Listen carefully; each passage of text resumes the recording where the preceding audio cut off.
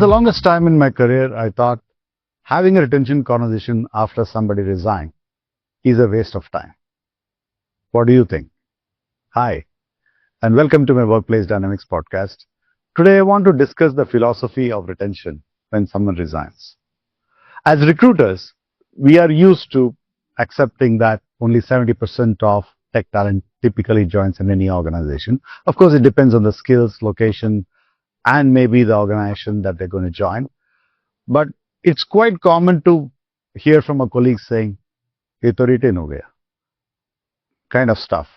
And it's given. Somebody resigns and the manager or the employer thinks, instead of hiring a new one, let's pay the 30% and retain the person. But then, what is the philosophy behind retention? When somebody resigns, aren't they adults that they already know why they resigned, and what's the point of having another conversation with them?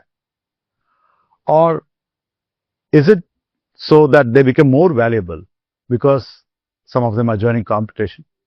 Or as a manager, do you operate better when you're under threat? But then think about it. There are people who resign because they got a better pay.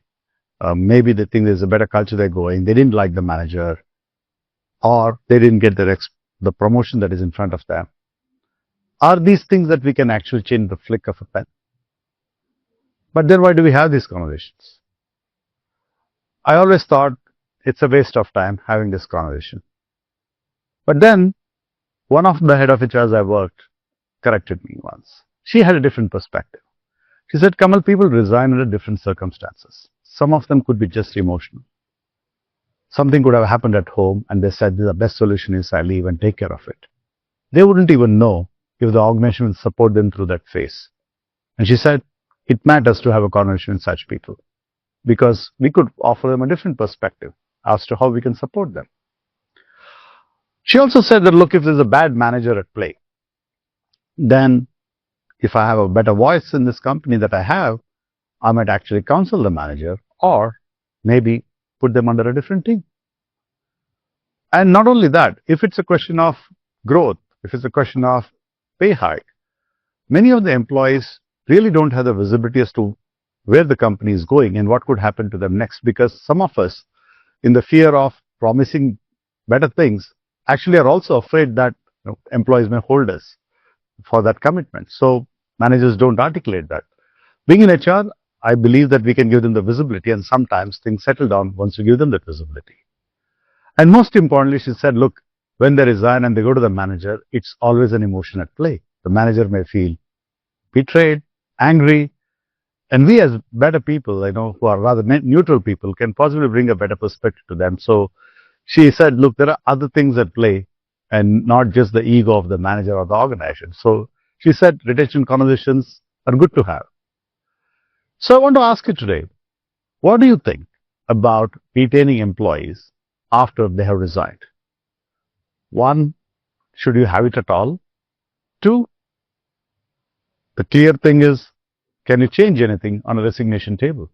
Three, who should have the conversation? The manager who's going to be affected, or the HR who claim to be neutral?